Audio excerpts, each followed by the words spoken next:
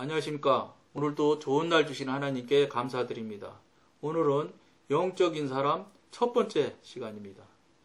영이 거듭나서 성령이 내재하는 사람이라도 얼마든지 육신적일 수 있습니다. 늘 말씀드리지 않습니까?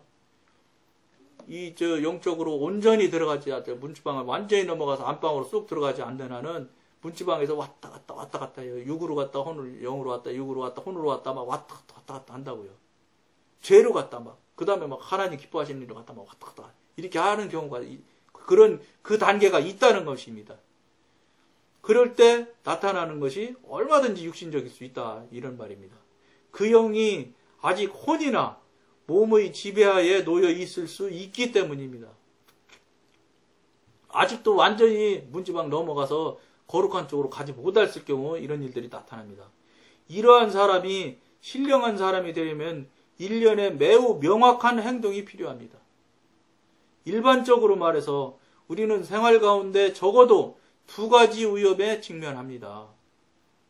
그러나 이 가운데 첫 번째 위험뿐 아니라 두 번째 위험도 극복할 수 있게 됩니다. 이 두 가지 위험과 이에 따르는 승리는 멸망하는 죄인으로 남거나 구원받은 성도가 되거나 또는 육신적인 그리스도인으로 존속하거나 신령한 그리스도인으로 발전하거나 하는 것을 결정합니다. 이거 굉장히 지금 재미있는 얘기를 하고 있습니다.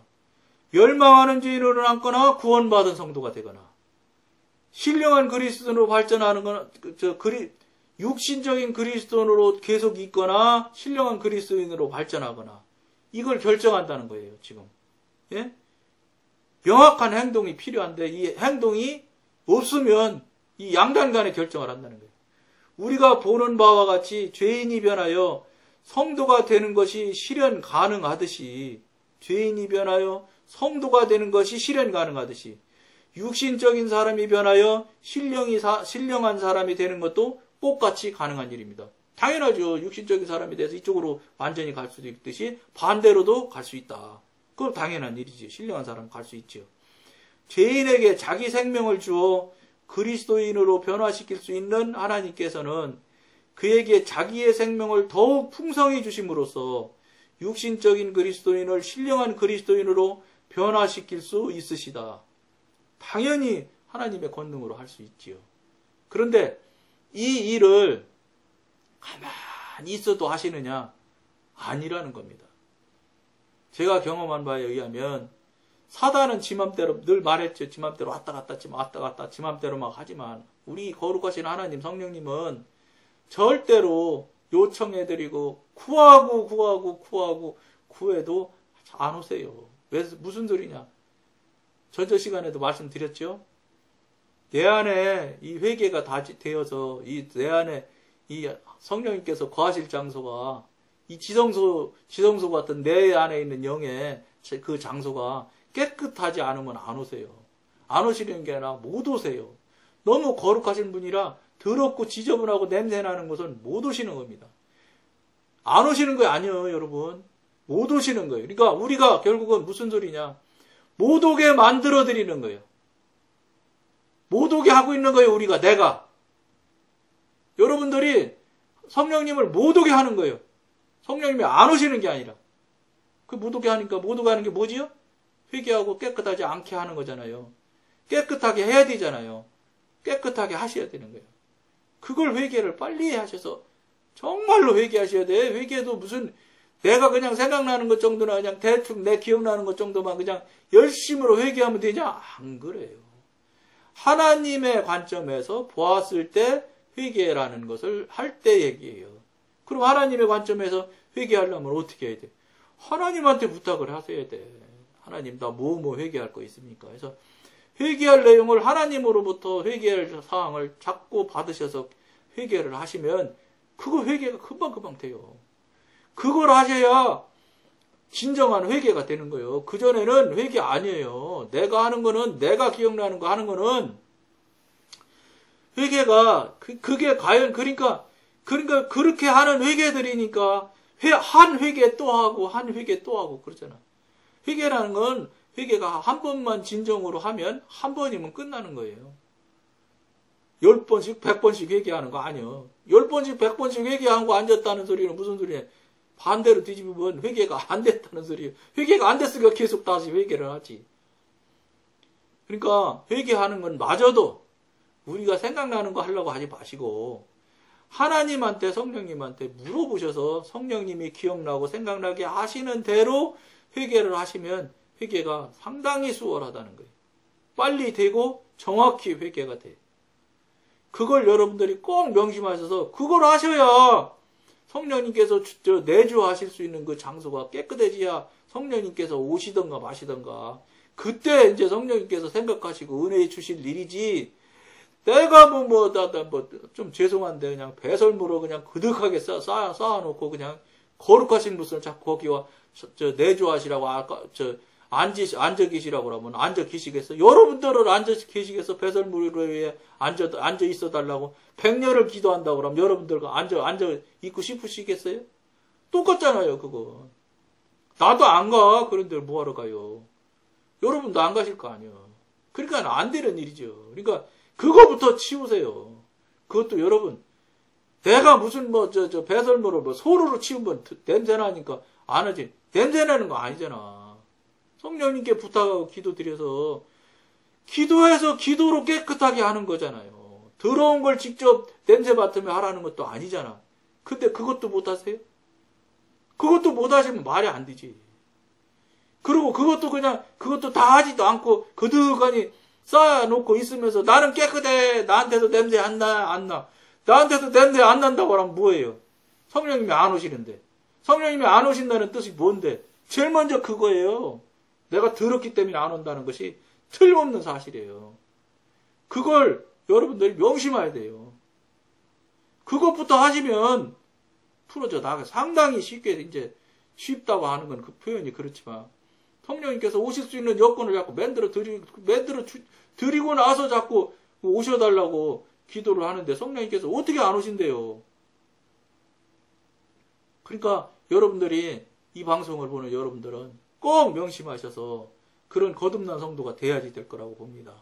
그리스도를 믿음으로 우리는 거듭난 성도가 됩니다. 그러나 성령께 순종함으로 우리는 신령한 성도가 됩니다. 성령 그리스도를 믿으면 거듭난 성도가 되고 그 다음에 믿고 난 다음에 성령께 순종하면 이제 신령한 성도가 된다는 거예요. 그리스도와의 관계가 하나의 그리스도인을 만들어내듯이 성령과의 바른 관계가 신령한 사람을 만들어냅니다. 이제 우리가 지금 거듭나게 되면 이제 신령한 단계로 가야 된다. 이런 소리를 지금 말씀하고 계시는 거예요. 성령만이 우리를 신령하게 만드실 수 있습니다. 사람을 영적인 경지로 인도하는 것은 성령이 하시는 일입니다. 신령한 사람 만드는 것이니까 당연히 영적인 경지로 인도하는 것도 성령님이 하시는 거죠. 하나님께서 마련하신 구속 계획을 볼 때 십자가는 아담으로부터 오는 모든 것을 파괴시켰고, 즉 원죄까지 다 파괴시킨 거예요. 성령께서는 그리스도로부터 오는 모든 것을 세우시는 적극적인 일을 행하신다. 성령께서는 그리스도로부터 오시는 것을 세우신단 말이에요. 십자가는 아담으로부터 오는 모든 죄를 깨뜨리고 파괴하시는 거고, 십자가는 성도가 신령하게 되는 것을 가능하게 만듭니다. 그러나 우리를 신령하게 만드는 것은 성령입니다. 십자가가 신령하게 되는 것을 가능하게 한다는 게 무슨 소리냐면 이 얘기가 십자가가 온전하게 우리가 십자가가 처리가 되면 신령하게 되는 단계의 시작이 될 수 있는 시작점이 되는 거예요. 그러니까 가능한 점을 시작을 할 수 있는 역할을 십자가가 한다 이런 얘기입니다. 그런 다음에 성령께서는 우리를 신령하게 만드시기 시작합니다. 신령하게 되는 것은 성령하게 속하는 것을 의미합니다.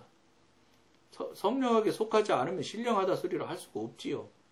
신령할 수가 없지요. 성령은 전 인간을 지배하시기 위해서 사람의 영을 강건하게 하십니다. 전 인격을 지배하기 위해서 이제 우리 영이 바짝 제가 말씀드렸잖아요. 바짝 말라서 그냥 다 엎드려 죽은 거나 똑같잖아요. 이걸 살려서 확 왕성하게 이제 움직이게 하시기 시작한다고. 그렇게 해야 영을 강건케 하시게 해야 이제 작동하기 시작하니까요. 살아나야 작동할 거 아니에요? 가만히 엎드려 있으면 작동이 안 되지. 그러므로 신령한 것을 추구하는 데 있어서 결코 성령을 망각해서는 안 됩니다. 당연하죠. 성령님께서 신령한 걸 키우고 앞으로 이끌어 가시는데 성령님을 망각하면 그건 안 되는 안 되는 걸 말하는 거죠. 그렇다고 십자가를 옆으로 제쳐놓아서도 안 됩니다. 왜냐하면 십자가와 성령은 함께 일하시기 때문입니다. 함께라고 말씀드렸지만 과정이라고도 할 수 있어요. 십자가를 넘어가야 그 다음에 성령님을 만나고 신령해지기 시작하는 거예요. 그러니까 뭐 같이 붙어 있다고 해도 과언이 아니지. 십자가는 언제나 우리를 성령께로 인도합니다. 동시에 성령은 우리를 십자가로 안내합니다. 왜냐하면 십자가의 처리가 분명하지 불분명하게 되면 신령한 쪽으로 성령 쪽으로 갈 수가 없기 때문에 이 둘은 결코 따로 일하는 적이 없습니다. 같이 붙어 있으니까요. 이쪽에서 이쪽이니까 당연히 떨어져서 일할 수가 없는 게 사실이죠. 그러니까 우리가 삶을 살아드리면서 지난 시간에도 말씀드린 얘기지만 이제 신령한 사람, 영의 사람이 돼서 문지방 넘어가서 삶을 살아가다 보면은 다른 주변에서부터 달라진 나를 말하기 시작할 수 있어요. 말해야 돼요. 달라짐을 다른 사람들이 알아야 돼요. 모르면 안 된다고 내가 말씀드렸잖아요. 왜냐하면 모르면 내가 변한 게 하나도 없다는 거예요. 속 안에서는 변했는지 몰라도 겉으로는 하나도 안 변했기 때문에 소용없는 겁니다. 물론 제가 체험해본 체험으로 봤을 때는 그런 것 같아요.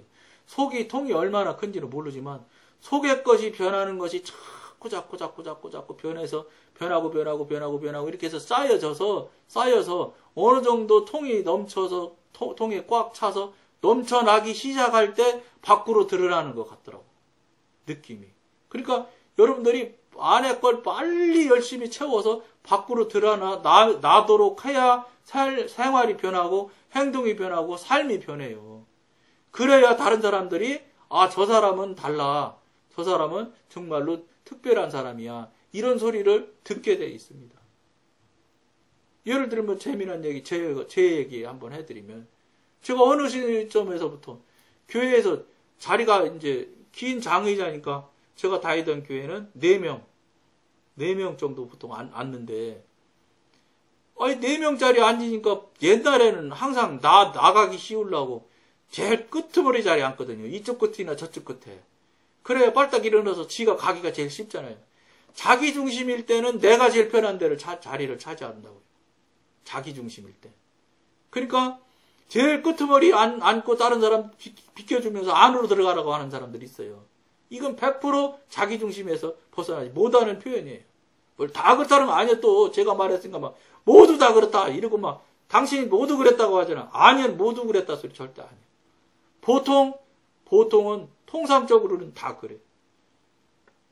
그러다 보니까 제가 늘 모서리에 앉았던 사람인데 어느샌지 모르게 내 자신이 먼저 가운데 앉게 되더라고. 옆에 먼저 자리를 많이 비워놓는 거예요. 다른 사람 와서 앉기 쉬우라고. 근데 어느 날부터인지 내 옆에 사람이 잘 안 앉아요.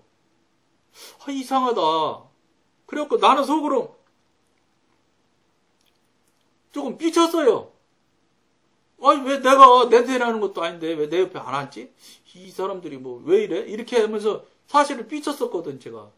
그러다 보니까 삐쳤으니까 이제 좀 뜰뜨름한 소리로 성령님, 왜 내 옆에는 왜 사람들이 안 앉는데요? 다른 데 다 앉아가지고 앉을 자리가 없으면 할 수 없어서 내 옆으로 오더라고. 이거 상처돼요, 여러분. 이게 내 상처된 얘기를 여러분이랑 나누는 거예요. 여러분들도 혹시 그런 걸로 상처되지 마라, 이런 얘기입니다. 그래갖고 한참 지났죠? 몇 달 지난 것 같아. 이상하다, 이렇게 하면서 하루는 작심하고 물어봤지, 성령님. 왜 내 옆에는 왜 이렇게 안 앉는데요? 그랬더니, 네 옆에 안 오려고 하지. 그래. 왜요? 그랬더니, 네 옆에 오면 지가 지은 죄를 네가 성령의 사람이기 때문에. 성령의 사람인지는 그 사람들은 모르지요. 근데 어쨌든지 간에 저 사람, 남의 이 본질을 잘 꿰뚫고 아는 거를 다 아는 거 이제 교인들이. 그러니까 지 죄 진 것, 지 찔리는 것, 제 옆으로 오면 다 알 것 같으니까 무서워서 안 온다는 거예요. 그래서 안 온다는 거예요. 그래서 내 옆에는 사람들이 안 앉는다는 거예요. 그래서 성령님이 가르쳐줘서, 아, 그렇구만요. 왜냐면 내가 그 전에 얘기를 여러 번 한 적이 있거든.